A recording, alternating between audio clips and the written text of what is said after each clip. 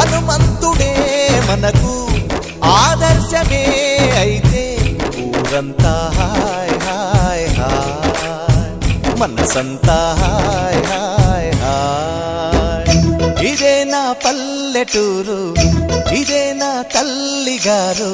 మా ఊరి పాడి పంట రాములోరి దీవెనంట